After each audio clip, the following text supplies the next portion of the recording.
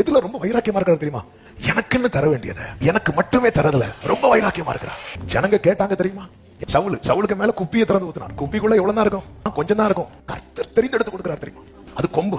அந்த எண்ணெய் வந்து தலையில மட்டும் நிக்காது, அது அடப்பையில இறங்கும், இன்ஸ்ட்ருமெண்ட்ல இறங்கும். கூட்டணும் வந்தாச்சு, காட்டுல நீ எல்லாம் விட்டுட்டு வர முடியுமா? இப்படி வரும்போது இப்ப குப்பி திறக்கப்படல, கொம்பு.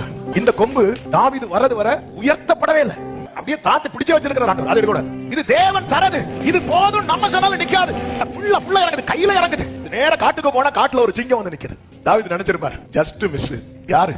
நாடு. நேத்து வந்திருந்தா அந்த ஆடுக்கு பதில் வாயில யார் இருந்திருப்பா? நான் இருந்திருப்பேன். ஆனா நாளைக்கு சிங்கம் வரத நினைச்சு இன்னைக்கு தலையில அபிஷேகத்தை ஊத்துறாரு பாருங்க. அநேக காரியங்களை செய்தது எப்படி தெரியுமா? அவர் தெரிந்தெடுத்து. ஒரு குப்பி தைலமே போதுமே நமக்கு. நம்ம மேல இருக்கிற அழைப்பு, நம்ம மேல இருக்கிற தெரிந்தெடுக்கிற காரியம், இதெல்லாம் கேட்டு வாங்கினதல்ல, இது தேவன் தீர்மானித்து வைத்தது. குப்பியில கொஞ்சம் தைலத்தை வைத்து ஊத்தினாரு தெரியுமா? அப்ப சவுலுக்கு போட்டியா ஒருத்தர் கிடையாது. ஆனா கொம்புல தைலம் கொண்டு வந்த போது 7 பேர் முன்னாடி நிக்கிறான். உங்க வாழ்க்கையில நீங்க சந்தித்திராத போட்டியை சந்திக்கிறீங்கன்னா உங்க அபிஷேகம் வேற.